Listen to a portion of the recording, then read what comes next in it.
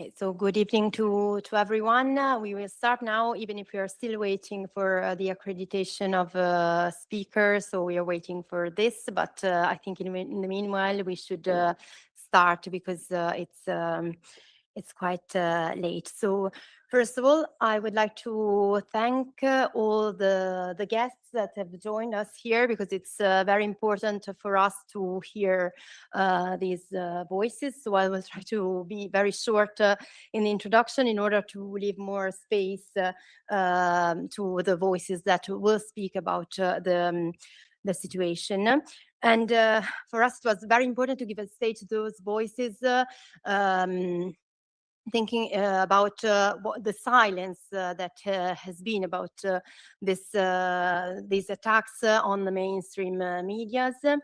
And it was also important to host this event inside the parliament because we think it's absolutely shameful, the behavior of the EU and of the national states that cooperate, not only stay in silence, but even cooperate in a diplomatic way and also in an economical way with the Syrian government. It's a government that is composed of jihadists and that is attacking the northeast of Syria, and we think it's very shameful that Ursula von der Leyen visited Damascus while the attacks were already going on the 9th of January, and she didn't only visit, but she also brought a gift to Shara, a promise of 620 million for the transition of Syria. And we think that democratic confederalism must be defended for three main reasons. It's very important to defend this revolution, that it's the biggest revolution of our times. First of all, the main characteristic is the pluralism, that is the proposal of peace in a world that is day by day more full of nationalism, of racism. We think that this pacific cooperation between different people, different cultures, different language, it's an example not only for the region, but it's an example for the entire world today. And secondly, the empowerment of women in the autonomous administration, it's something that is absolutely impressive. And the Syrian government, on the other hand, doesn't hesitate to say that women must not have positions of power inside the army, must not do politics. And what this revolution showed, it's the opposite. So this is the empowerment of women. It's something that is very impressive and that must be defended. And also this is an example all over the world. And finally, there is the capacity of a political imaginations that goes beyond the nation state. It's something that is really needed in this world where it's a stronger and stronger nationalism and war. And so this is the other characteristic of this revolution for which we have to defend it. All this, it's unbearable for the Syrian jihadist government, but also for the Turkish authoritarian regime. And that's why they are attacking the autonomous administration. But it's also unbearable for imperialistic powers that back in the days profited of the contribution of the Kurds in fighting the Islamic State, and now they not only remain in silence, but they also cooperate with the states that are attacking democratic confederalism. And that's exactly why we need to defend it and stand up for the autonomous administration. So now I would like to give the floor to the first speaker, is Sierra Ali, a representative of the autonomous administration to Europe. And he will speak in Kurdish, and there will be a translation.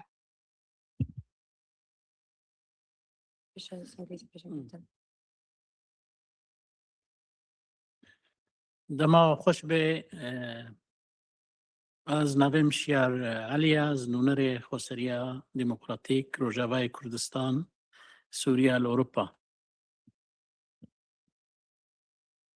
So first, we would like to start by welcoming all of you tonight. This is Shiar Ali. He's the representative of the Democratic Autonomous Administration of Northeast Syria to Europe. از خوازم پرت پیاما گلی خوب بدم پیکاتی دی کرتاسی از نخوازم دریشکم سلاوی و گرم ج گلکی ایرو گو کدا کمازن دا ایرو جی دروشک خراب ده. So I don't want to speak for very long, but to start off, I would like to send my warm greetings and the greetings of the Kurdish people to all of those that are with us here today. We are going through a period that is quite difficult, which we will discuss a little bit. کردا 50 سالی دبن رژیم باس ایش کمازن کشند و دوا 15 داوی دجی کدا کمازن دا. So the Kurdish people lived for 50 years under great difficulty during the Ba'ath regime in Syria. And we can see now in the last 15 years, a great effort that has been given by the Kurdish people of Syria. ما کاری بود 15 ساله دا ام هرم که بپارێزن سیستێمەکە پررەنگ تێدا مافێژنێ و دیموکراتی ئاواک. So in the last 15 years, we've seen how in the region of Northeast Syria, we've been able to defend the region and to create a situation, an atmosphere in the region that is one of, that is multicultural, multicolorful, that is one of women's rights and coexistence of peoples. ما غینی ئاواکردنێ ما سووریا پاراست ما دنیا پاراست ما بەدەلێکی مەزنجی دا نێزگا 12,000 شەهید و 27,000 بریندارێک و بەشێک لاشێ خۆدا بوو دژی تەرۆرێ. So in this period, we protected Syria, we protected the world. Over 12,000 of our friends and comrades were martyred in this struggle, and 27,000 were wounded. دنیای هەمکی دگۆن ئینسان نەباش. The whole world said, these are good people. ئەس vêcevê kêlîkê ez dixwazim peyama Kobanî ser navê 5 milyon insan gol Bakur û Rojhilatê Sûrî jiyan dikirin. So now I would like to give a message on behalf of Kobane and the 5 million people that are living in northeastern Syria. îro di çembereka giran de ye, îro seda şehîd dan, îro li Kobanî tenê nêzîka 140,000 insan bê av, bê kehreba û bin sermayê de ye. So we are now facing a very difficult situation, one where hundreds have been martyred again in the recent conflict, one where more than 140,000 people in Kobane are in a situation without electricity, water, or other basic resources. نزدیکا 65,000 خوندوان ما ایرو به خواندن مدرسه وی خلق تیده سرمایه و جبرگو باز دانه شر. In the region, we also have more than 65,000 students that are now out of school due to the spreading of the conflict, the war that has been started due to the cold and not being able to continue with their studies in this context. سرگو د سالا داویدا بهرواننا رژیمه دنیای حمکی دگوش بوی دیالوگ کار کن ما 15 سالاش بوی دیالوگ کار کر و سالا داویدا جی مج بوی دیالوگ کار کر ما دسته خودریش کر ما هف پیمان جی امزا کرن شامره. So for 15 years now, we've been working towards creating spaces for dialogue. And in the last year, we have done the same. We extended our hand to create a situation of dialogue in Syria. ایرو گله کوبانی گله قامشلو حسجاد بیجه دبی او کسی گو مهمبری شرکر مشکان ما ترور تکبر ایرو دنیا پشتاوی دگره و بدنگا و ما بتنه هشتیا. So particularly, I say this in thinking about the people of Kobane, of Kamishlo. There's a feeling that those that we fought against, now the world is supporting. Those that we fought against in the fight against terrorism, now the world has their back. And it's a feeling of being abandoned. ام وقتا کی ام باش بون لی ایرو شام باشتره بیک فکری کی رادیکال دخوازه حمکا بیک رنگی بیک بریار گو سوریا حمکی بخه ولاتا کی تیدا نه رنگ جنه بمینه نه رنگ پیک هاتیا بمینه نه رنگ دموکراسی بمینه. So now we see a situation where Damascus has taken a radical stance, one where there would only be one decision-making power, one center, one where there would be no space for women's rights, no space for organized structures of society, no space for democracy. مگو دیالوگ وی ایریشی علوی کر کمکجی چکر مگو جبوی دیالوگ ایریشی سویدا کر کمکجی سر دروزا چکر مگو دیالوگ ایرو ایریشی کردا و کوبانیت که و زاروک کوبانی قتل دکه و دنیا بدنگا پیام ما او جبوی سکنان ناوینا. So in moments where we tried to insist on dialogue, they attacked and committed massacres against the Alawite populations. In moments where we tried again to insist on dialogue, we saw again transitional governments attacking Druze populations in the south. Again, we insisted on dialogue, and now they're attacking Kobane, and we see children dying of the cold and ongoing attacks against our people in Kobane and other cities. And so this is my message today. پیام خلق کوبانی و قامشلو حسچا و دیرکه یک سکنان شهر دو دیالوگ لی بهوریا مبشامه نه دوی گارانتی هبن. گارانتی نه بس بیجن گرک اون بکن. گارانتی نه اون هر نشامه وندرلاین هر ملیونا یورو بده شامه جبوی مبکوجه. ام گارانتیات خوازن جبوی اف پروسس دیالوگ سرکوه ناونا نه بهوریا مبشامه ته نه بهوریا مب دنیای جیده ته امی دیسا بیجن به دوست گل کرد نینا و او عرضه که پیدا که جبوی دیسا ترور پیش کوه و میلیون انسان پوچبر ببن و دیسا امی روبرو بر تراجیدی که مزن اینا همبری هف و هنگی جی ایده درنگه. So then this is my message on behalf of the people of Kobane, of Darik, of Kamishlo, of other cities of northeastern Syria. That this war should be ended, that we call for the end of this war. We call for a return to dialogue and for guarantees. And guarantees not in the sense of von der Leyen coming and promising money to the al-Shara transitional government that is then used against us and is used to massacre Kurdish civilians. Guarantees for actual success. We're not in a position where we have trust in the transitional government in Damascus, and neither do we have trust necessarily in great powers coming from the outside. But what we see at the moment is a situation where the risk of, on this land, terrorist forces gaining in strength again, migration and forced displacement again increasing, and a great tragedy developing. And so in this sense, we call to all the friends of the Kurdish people to not stay silent and to take an active stance on this topic and showing support and solidarity for the Kurdish people of Rojava and northeastern Syria.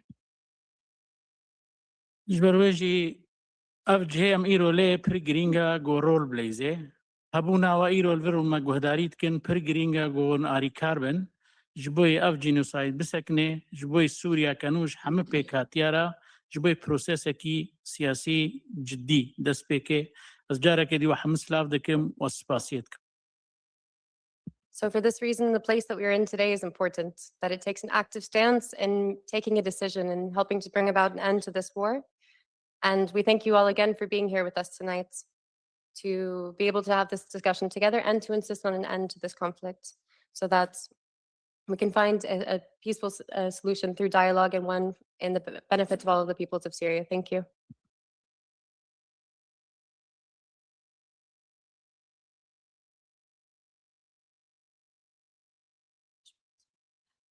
Thank you, Shiar. Now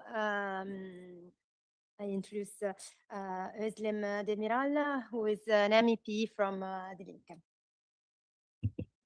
Thank you, Ilaria. Thank you, comrades. Dear guest, I'm very happy to be together with you today and to discuss about this important issue. First of all, let me apologize that we don't have simultaneously translation like we have normally in the parliament. It was not possible to have all this in the short time because the parliament's work structure is not working like we hope all the times. And it was quite difficult for us to get the room for today. But it was very important for us three who invited from Sinistra Italiana, from Danish Red Green Alliance and the German Die Linke to have this conference together and to come together with you to talk about what is happening in Syria, especially in Rojava these days and in all the Middle East. We are thinking that this is important because it's our responsibility also from the European side to be not silent about what is happening, because we all know that the European Union and other big countries in this world stay silent now in this moment where the revolution of Rojava is attacked by jihadist militias. And we know that the European Union is not just silent. We also know that the European Union and the Commission's president, Madame von der Leyen, was in Syria on that day when the attack started on the Syrian Democratic Forces in Aleppo. And now the most territories of Rojava are gone, and the militias of the Syrian government stands in front of the cities, main points where the Kurds have their roots since a lot of years, and they want to attack. By now, it's said that there is a ceasefire, but we all know that the ceasefire is not real ceasefire.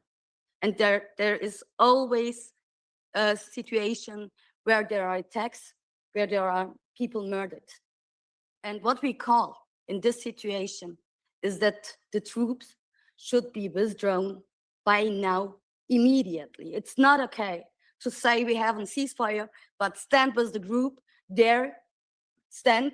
This does not mean anything else than standing, able to attack in every moment these areas, killing Kurds and destroying the real achievements the democratic forces, the Kurds forces had achieved in Rojava. It is our responsibility also as MEPs of this parliament not to be silent about what the Commission and our member states are doing, because we all know that our member states are saying to the US, who let al-Shara attack the Kurds, that they are in line. This is the message. This was the message from President Macron. And this is what Germany is doing when they are saying that al-Shara is still invited to Germany. And the only aim they are trying to achieve with this is to send Syrian refugees back and to have possibilities to get into Syria with investments and economical aims. And we don't accept that human rights violations happened for this geopolitical and economical interests of the big countries in the West. Self-determination, is that what the Kurds ask for? Self-determination, and they want it in a form of a united Syria and self-administration or self-governance. I don't understand why the al-Sharaa regime is not accepting this situation of self-administration, but accepting that other areas in the south could go to Israel. This is sounding very cynical to me. Syria was a multi-ethnical state. We know that in the last year, Alevites had been attacked. We know that in the last year, Druze had been attacked. And now they want to attack the Kurds. They want to massacre, and they want to say that they don't accept autonomous regions in Syria. How could it be that there should be a peace process in Syria without regarding the different ethnical, national, religious minorities in this country? This is not possible. So we would have liked to hear Frau von der Leyen, Madame von der Leyen going to Syria and saying, if you want to have a peace process in Syria, you have to have a constitution where all of the people of Syria, and these are different national groups, these are different religious groups, has their equal rights and have the possibility of political equality. It's not just about individual rights of the people there, but also the collective rights of the Kurds in this area.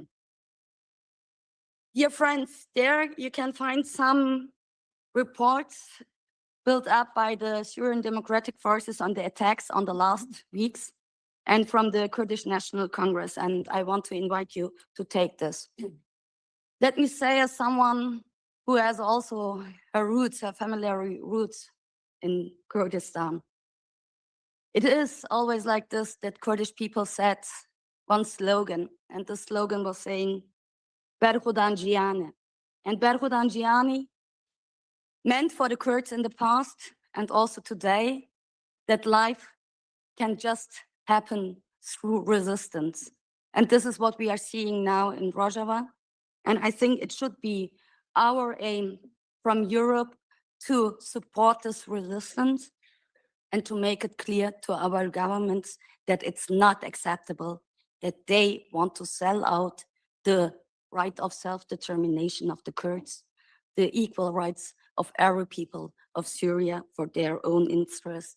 So I hope that the resistance in Kobani, that the resistance in Rojava will show the world that peoples united and fighting will win. And this is my hope. And I think the people in Rojava does need our help, does need that we broke the silence of the governments in the Western areas. Thank you.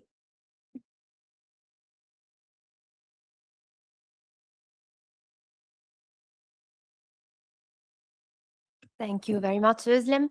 Now I introduce Yup Farouk Doru from the Dem Party.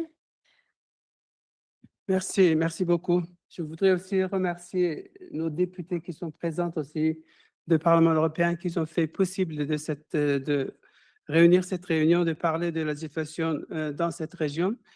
Malheureusement, nous avons une situation qu'il y a justement en direct, il y a une massacre contre le peuple kurde, mais aussi ils ont commencé avec des autres. Je pense que les gens ils comprennent le français, non? No? Okay. No. Okay.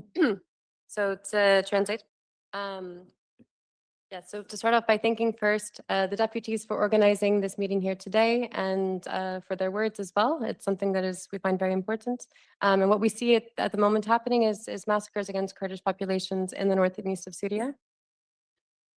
Oui, aussi il y a une guerre contre le projet politique du peuple kurde dans cette région, car nous connaissons les États dans la région, ils sont tous des États antidémocratiques. Même certains, ils ont proclamé d'être république. On connaît que la Turquie aussi, qui est déjà plusieurs fois condamnée par le Conseil de l'Europe, par l'Union européenne, sont des États vraiment antidémocratiques dans la région. So what we see also unfolding is a war against the political project of the Kurdish society, and an anti-democratic project that is taking shape. And we know that many of the states in the region have this very anti-democratic character. The Turkish state, for example, Turkey has been on multiple occasions criticized by the European Union, by other international institutions for democratic backsliding and anti-democratic character. Et cette guerre contre le peuple kurde, cette guerre qui est déclarée contre le peuple kurde, c'est déclaré par une alliance de la Turquie, l'Arabie saoudite, Qatar et le régime fasciste ou bien djihadiste actuel de la Syrie. And so we see now this war that is unfolding against the Kurdish people is waged through an alliance between Turkey, Saudi Arabia, Qatar, and is being waged against the Kurdish people of Syria, also in collaboration with the Syrian transitional government and Syrian authorities. Les pensées politiques aussi d'éliminer le peuple kurde avant aussi la situation des Alaouites, aussi la situation des autres minorités ethniques comme Durs, c'est un projet politique aussi qui est piloté par la Turquie, parce que les Turcs ils veulent un État, une langue et un peuple.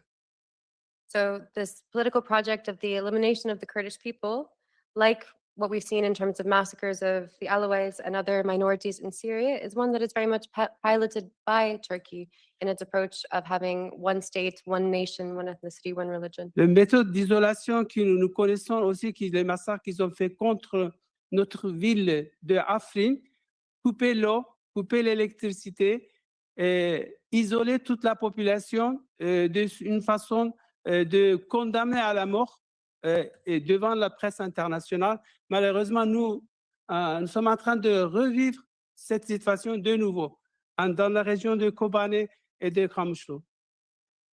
So this method of isolation, it's something that we saw already happening in Afrin a few years ago, where the city was cut off from water, electricity, and other resources, isolated and condemned to a slow death in front of the international press. And it's something that we are seeing in actuality happening again now in the city of Kobane and other cities within the region.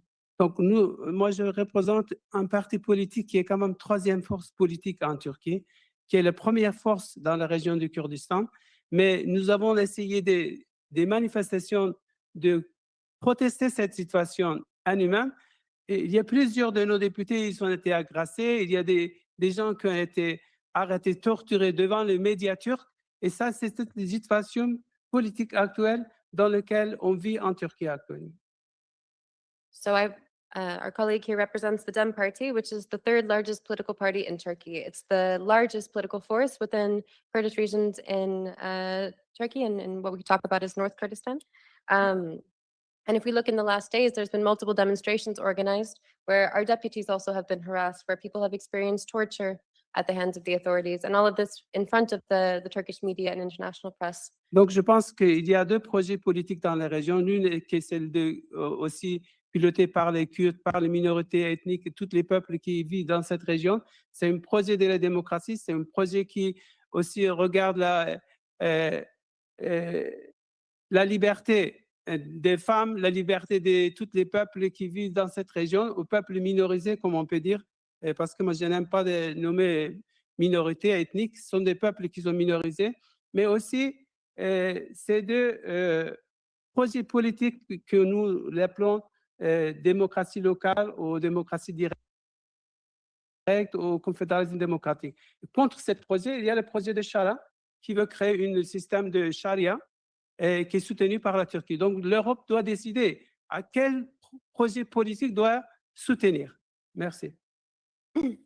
So in reality, we see two political projects being existing at the same time within the region. One, which is the political project of minority groups of Kurds, and colleague says not to use the term minority itself, but peoples that are considered as such. which is the project of democracy, of the freedom of women and the peoples of the region. It's can be discussed as a project of democratic confederalism, of local democracy, direct democracy. And against this, we see a project which is represented by Al-Shara, and with the supports of Turkey, of Sharia law, and imposing this kind of political project on the peoples of the region. And so this is what my colleague would like to say tonight, and thanks you all.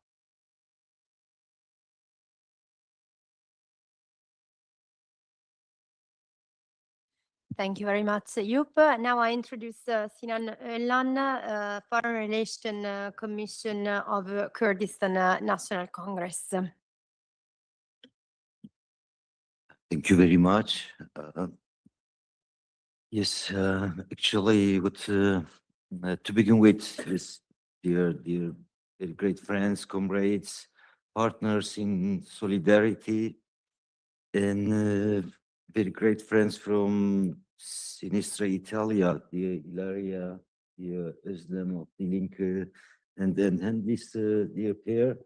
Thank you very much for this great event you have urgently organized for all of us, for raising urgent awareness about how to defend this unique revolution in Syria, and can be a model for the salvation and liberation of all these ancient fertile crescent, so-called Middle East.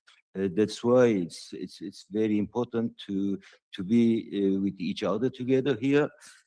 And actually, our initiatives here matters not symbolically. We've been here together talking and exchanging the words, but it's quite much politically and concretely important that if we can turn this initiative into a practice, both in the halls, in the rooms of this parliament, in our government structures that we belongs to, and for sure, definitely in the squares. In the squares, like millions of people have been pouring in the squares, even in the USA at the moment, against the Trump policies. So now the storm is already launched in the Middle East. After Palestinians in Gaza, now it is the turn for the Kurds for annihilating this revolution. We must make a stop, and we can do it. We do have that potential. Today I'm speaking on behalf of Kurdistan National Congress, which is based in Brussels as our headquarters, and we do have 3 main offices in Erbil of the South Kurdistan in Iraq, in Kurdistan Federation there, the capital city there, and the Kamishlo, the capital city of our beautiful northeast Syria, Rojava. And also we do have the same in Washington, D.C.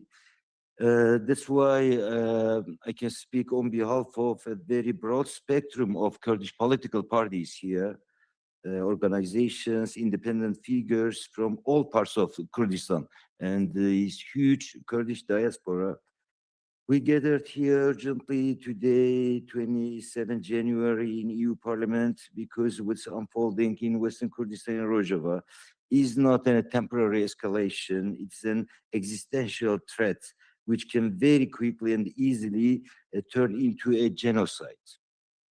As massacres, ethnic cleansing, and all sorts of crimes against humanity, that we had experienced it just a decade ago by the same ideologies perpetrators as ISIS had done in Shengal, in Sinjar, and then just a few months ago, what they have tried to do it, actually, they also did it in Sueda with the Druze region, and in this Mediterranean coast against the Alawites. So if I can shortly clarify what we have been living since January 6th, already both Shiar and Farouk summarized. In these 3 weeks, particularly since the attacks that began in Kurdish neighborhoods of Aleppo, we have been witnessing the opening phase of a long prepared military and political campaign aimed at dismantling a Kurdish existence and its main coexisting partners, Syriacs. Syriacs, for the first time in their whole story, had the opportunity to have their mother tongue education in a country, and it was in northeast Syria. The Armenians, the Christians, we call them as Mesihis in our mother tongue, the Circassians, and the Arabs also. And almost these 14 years of self-rule in Syria, northeast Syria, the Democratic Autonomous Administration of Northeast Syria. These attacks are formally carried out under the banner of the Syrian Transitional Government, but in reality, they are executed by jihadist militias. Just already both Özlem and Ilaria told about this issue. And I would say that this banner of Syrian transitional government is only a little bit clearing the name of the ISIS. The ideology is the same, and almost the perpetrators are half the same, because all the ex-IS fighters are involved into these battalions that have been called as Al-Amsad, Hamza, Sultan Murad, and the others. Despite a declared 15-day ceasefire on last Sunday, 24 January, Syrian transitional government forces and their allied armed groups have violated it repeatedly and still violating it. In recent days, Kobani, the city that became the global symbol of all of our resistance against ISIS in 2014, has been brutally targeted. Humanitarian access is being deliberately restricted. Civilians have been killed. Infrastructure has been targeted. Even the babies and the children have lost their lives due to the lack of electricity and food in very cold winter of this year in the region. I'd like to draw kindly your attention to the issue of ceasefire that Özlem has just underlined. Let us be clear in this issue. These ceasefires that are systematically violated cannot be any more recognized as ceasefires. These are completely a cheating tactic of this government. They are tactical pauses. They try to use to consolidate, control, and prepare for further assaults.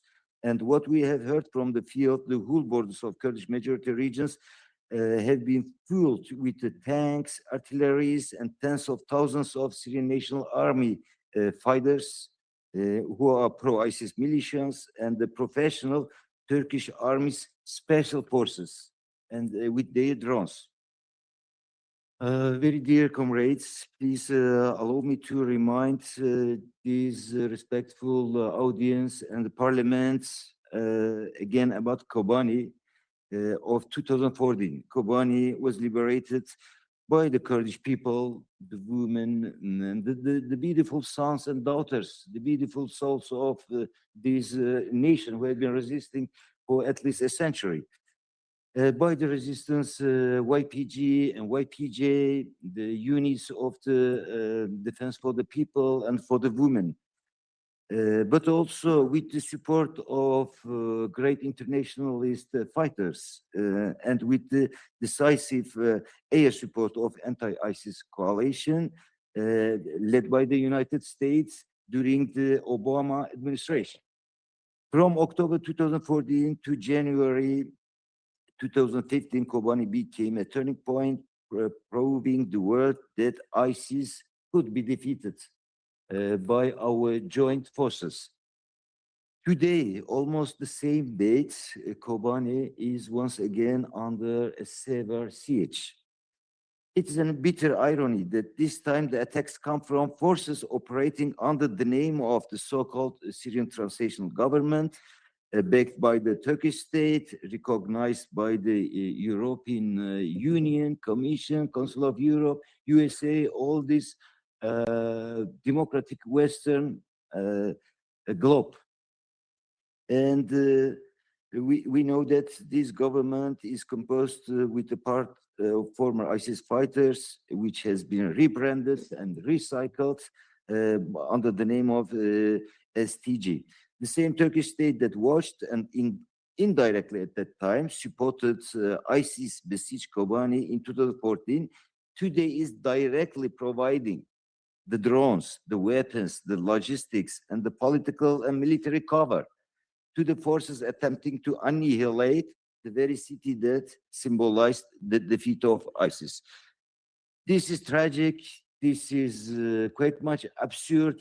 This is in no way acceptable. What we are witnessing today is an attempt to rebrand the ISIS ideology, reintegrate it into the international politics, extremist jihadist forces who are responsible for beheadings, ethnic cleansing, and the terror attacks in Europe and United States as well, are now being presented as the legitimate partners of a so-called new Syria.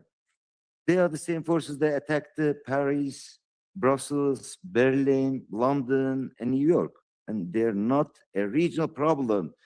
Very clear that it is a global threat that we should all be waked up about this issue. The Kurdish people have the right to self-determination, but our most minimal demand is to live in a decentralized democratic system in the countries where we have already exist. This is our right. We are 60 million people, and it is our ancient country.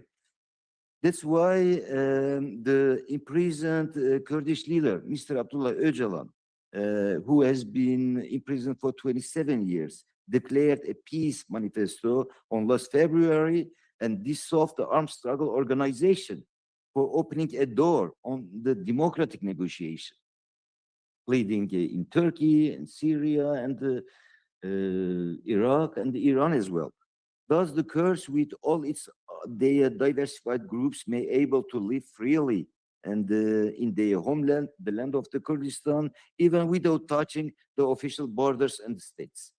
As you know, the Kurds have been forcibly divided and colonized across Turkey, Iran, Iraq, Syria since the Sykes-Picot deal in 1916. In Iraq now, we do have the Kurds have a limited autonomy, a federation, which was emerged just after the fall of Ba'athist regime in 2004, the Saddam regime. In Syria, our Kurdish self-administration survived for last about 15 years. But it is since that time up to now, always it remained under an existential threat in the power of Bakum of Assad regime. Today, these achievements of the Kurds, which is an oasis-like region in a dry desert, like just dear Ilaria has already underlined, with its all pluralistic, ecologically, genderly free, and anti-patriarchal, a direct democracy with its local councils, actually is pioneering the very principle of diversity in unity approach of a real democracy, which we have been calling it democratic confederalism, is now under an existential threat from this so-called the new Syria, who have been celebrated, recognized by our dear representatives and our governors in EU Commission and Council of Europe. This is in no way acceptable. Defending Rojava is the red line of the Kurdish people. All the young souls of the Kurdish people are now ready to dedicate their souls in the line of what they have inherited from their martyrs. To end with, I would say that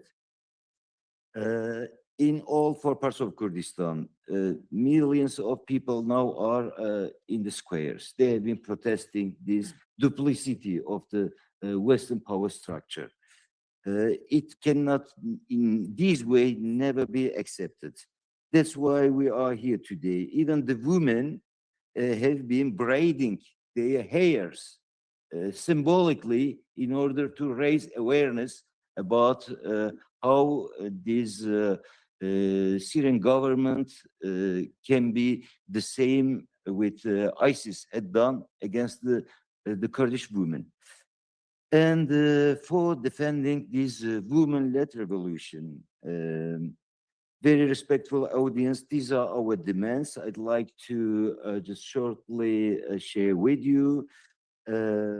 As Kurdistan National Congress, we urgently call for an immediate and internationally monitored ceasefire, and sending the delegations of politicians, journalists, activists into Rojava, is establishing a kind of a political shield against a prospect offensive and storm by Syrian government. 3, the lifting of all siege and permanent humanitarian corridors, especially to Kobani, a renewed political process recognizing Kurdish self-governance within a decentralized Syria as the 4th demand. And 5th, like just Ilaria told, the freezing of the 620 million euro aid to Syria, which will be the biggest and the concrete shame on behalf of the European Commission to given this government. I'd like to kindly ask you to pressure on your governments and to please expose the economic and migration deals of EU governments made at the expense of the Kurdish lives and automatically on behalf of the against of the regressive groups. Silence today will be paid for tomorrow by Kurds, by Syrians, by Europe itself. Thank you very much. Let we defend Rojava, save Rojava, long live international solidarity.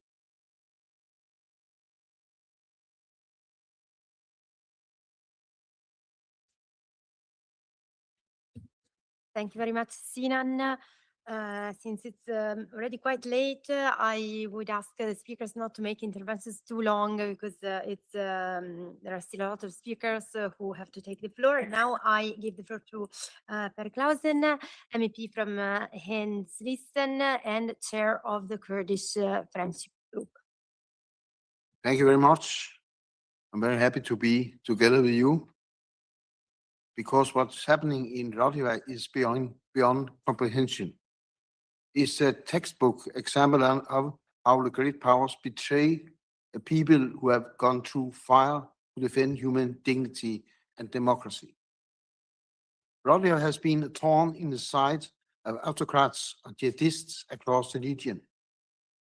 Tragically, the regime in Damascus has short-circuited all negotiations about Syria's future through brutal attacks on civilians and on the Rojava administration.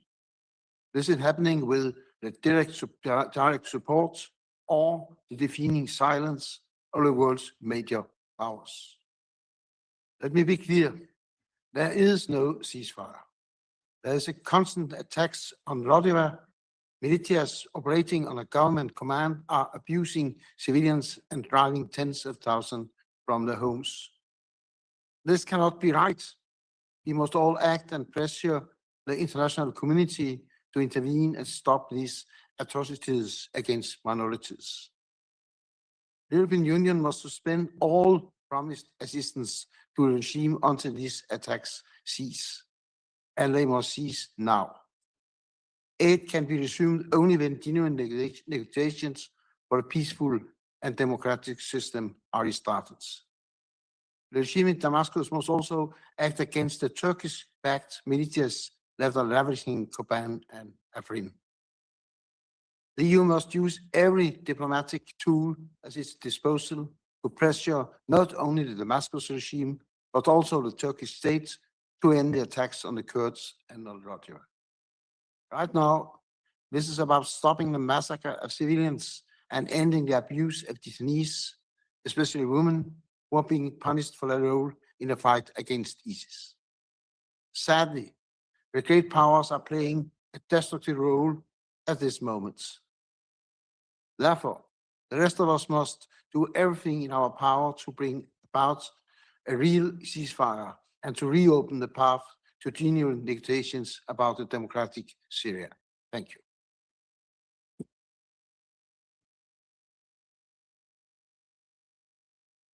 Thank you very much, Per. Now I introduce Ruwaida Al-Harfouch, representative of the Druze.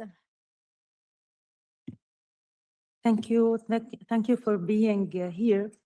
My name is Ruwaida Al-Harfouch, and I'm a feminist and a politician from the city of Suwaida. I never imagined that one day I would introduce myself as anything other than Syrian. But today, after what has happened to my family and relatives in the city of Suwaida and its countryside, I find myself saying that I am from Druze. I am Durzi. Speaking about Druze in Syria today means speaking about a community that is subjected to a grave and ongoing violations that cannot be ignored or justified under any pretext. During the past month of July, the Druze in Syria were subjected to massacres that claimed the lives of thousands of civilians. Dozens of villages were invaded, burned, and their residents forcibly displaced. Those who managed to escape the massacre without any genuine path toward accountability or justice.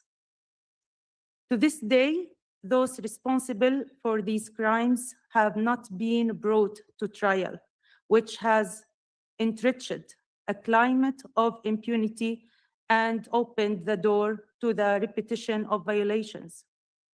In addition, more than 8,000 male and female university students have been deprived of their right to higher education due to inciting sectarian discourse and direct attacks against them inside universities, without holding the perpetrators accountable and without taking any measures to protect their right to education. The total number of students deprived of education today is estimated at 23,000 male and female students across preparatory, secondary, and university levels. This deprivation is not incidental. It's a direct result of sectarian incitement, including incitement issued by official media outlets. Nor can we ignore the pile of sexual violence committed by security forces that stormed the city, as well as the kidnapped and detained individuals, including children who remain in detention to this day, despite confirmed information that they are held in Adra prison.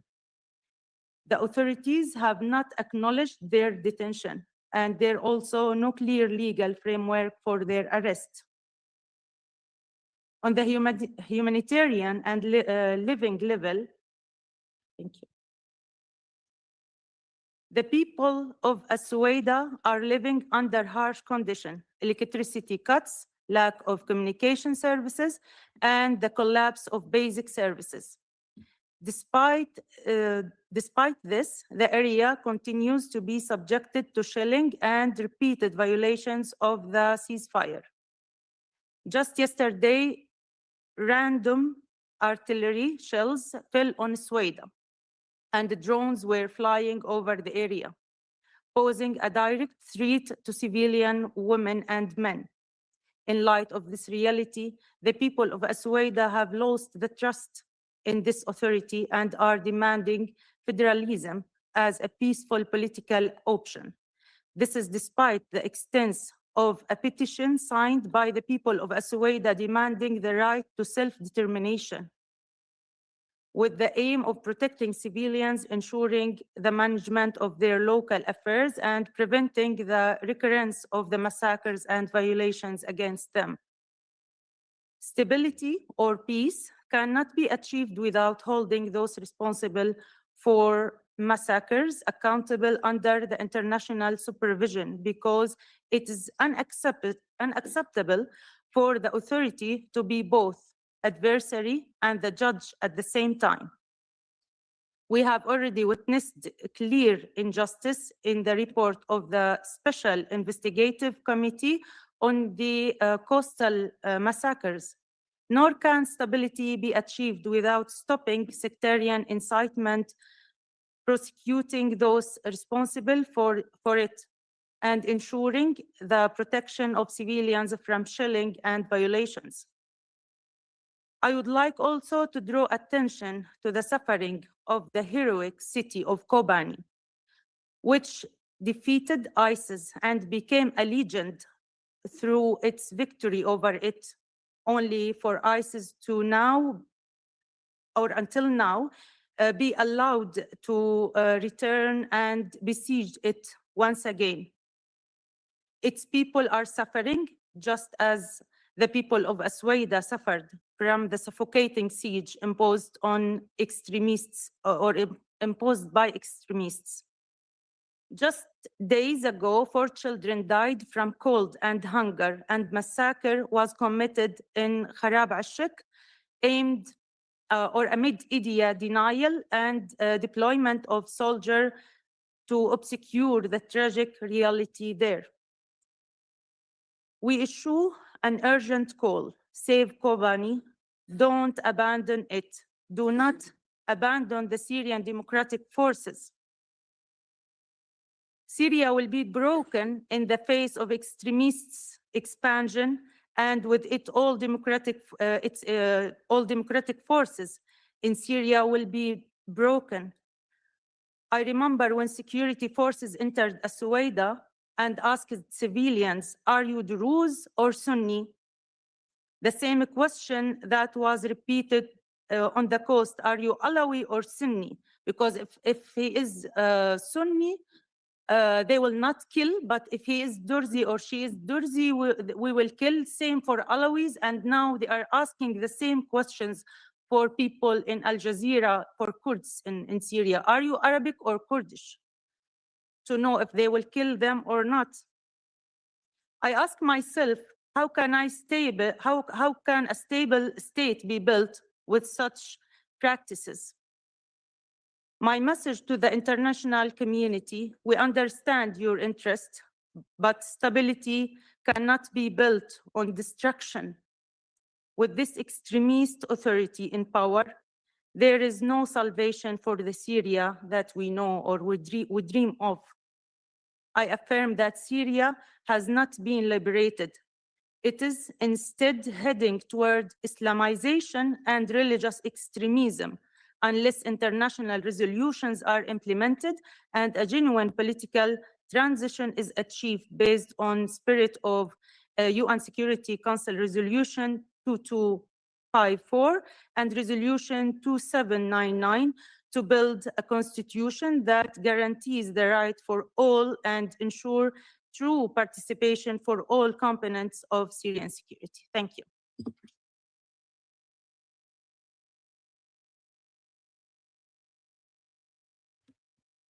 Thank you very much, Ruwaida. Now I give the floor to Mary Powers from Peace and Justice.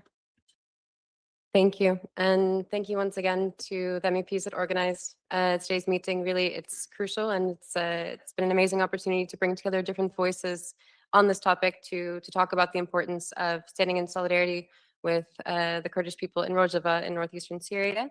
I will keep it very short, as I know we're already running late.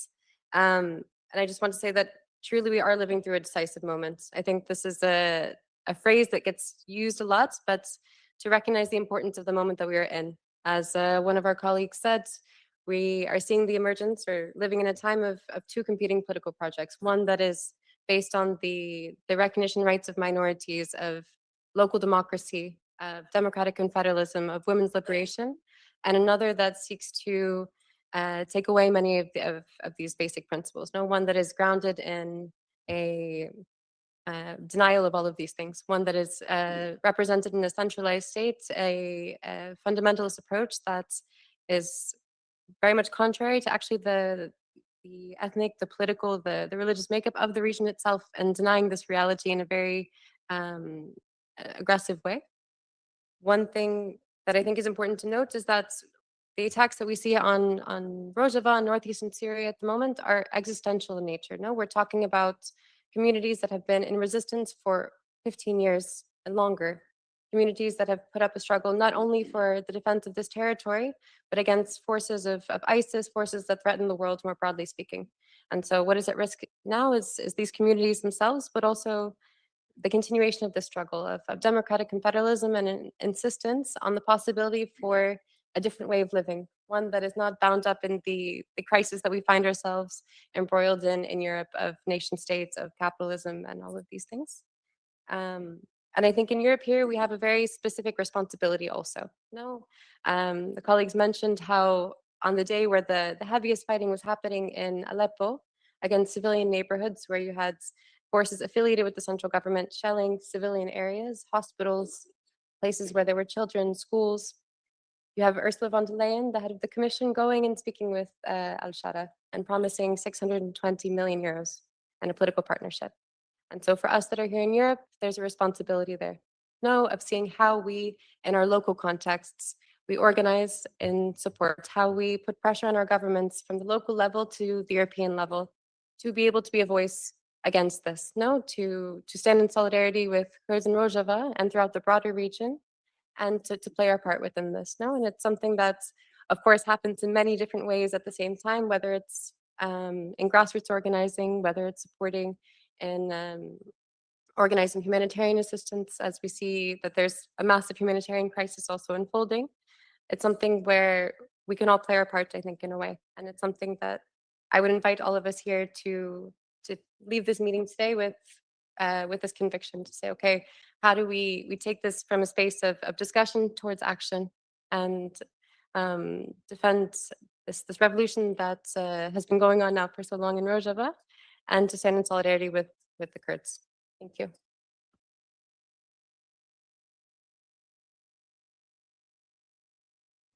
Thank you very much, Marina. We need to make a small change of seats because we didn't have enough place here on the stage for all the speakers. So I call here on the stage Maysoon Majidi, Maria Edgarda Marcucci e Ludovica Intellisano.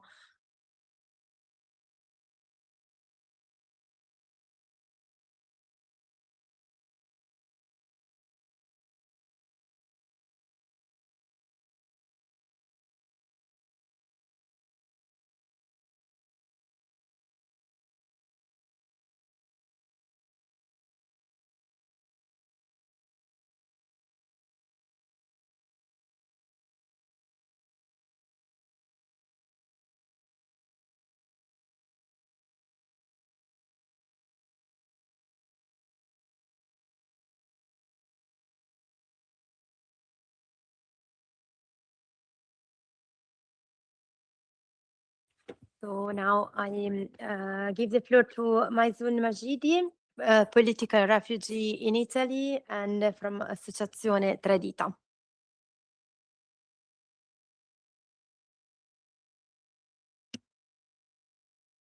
My name is Maysoon Majidi. At the moment, I'm a political refugee.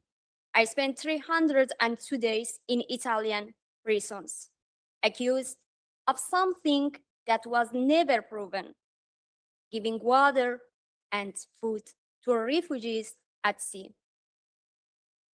I'm not saying this to speak about a personal injustice. I say it because I understood what happens when law is enforced without injustice.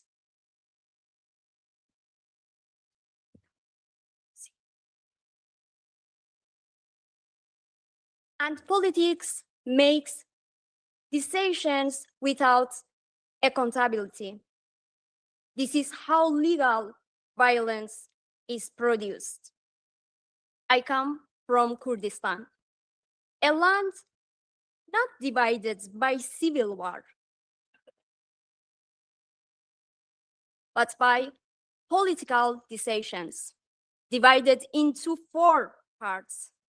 And today I stand here with 2 wounded wings, left and right, from Rojava to Rojava. Today, I brought 3 files with me. The first file contains all reports and documentation of human rights violations,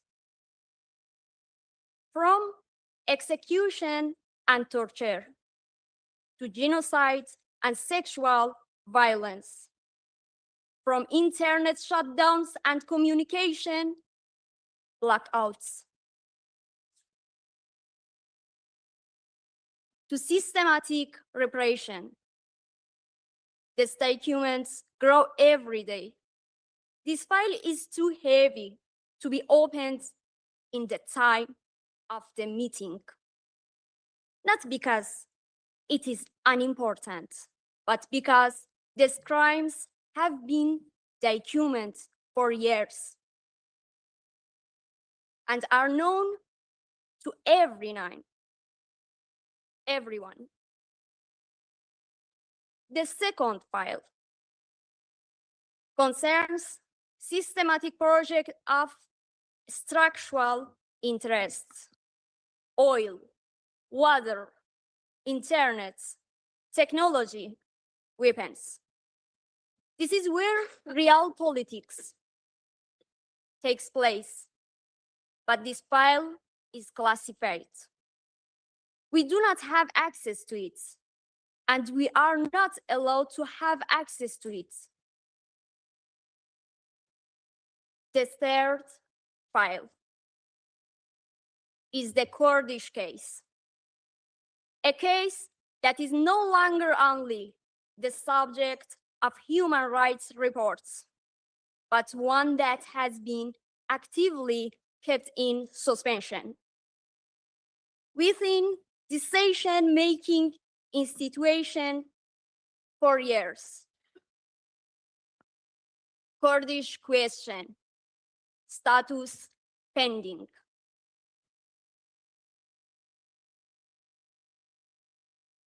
Well, everything is known. When reports exist, when analysis exists, when experience exists. This file is now on your table in the European Parliament. I know that many of you agree with what I'm saying. I know these facts are not new to you. I open the file. Let us look at the results.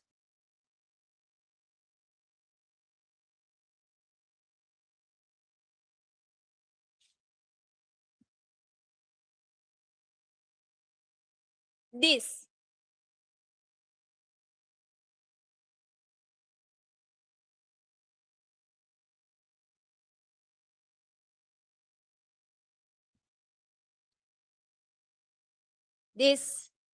is the result of suspension. Suspension is a political choice. Violence does not always come with bombs. Sometimes it comes with the absence of a vote. Closing this file means continuing the suspension. Opening it means taking responsibility.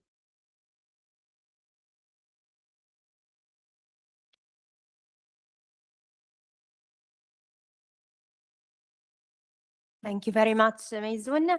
Now I introduce Ludovica Intellisano from the Academy of Democratic Modernity. Hello to everyone. I will try to be really short and also to do my best with English. That is not properly my second language. I'm Ludovica and I speak today here for the Academy of Democratic Modernity, which normally is focused on spreading the paradigm of democratic modernity, envisioned by Abdullah Öcalan from the prison island of Imrali, where he is from 1999, through seminars, meeting, education. and also to produce and collect different analyses about the global situation on the website when you can find everything. This is just to introduce briefly, but I will not take more time from the main point of my speech. Before to start, I really want to greet the friend that organized this meeting, because the situation is really, really urgent. It's really important to take the initiative in all the way that we can, and also this is an important point of the solidarity and of the mobilization that we are seeing in all the Europe, but also in all the world on supporting the revolution in Rojava. Until a few days ago, I was in the territory of Rojava. I was in the territory of the autonomous democratic administration of northern Syria, and I saw the war started. Already, a lot of friends talk and explain how is the situation, that Kobani is totally under siege in this moment. There is no water, no electricity, and just yesterday, some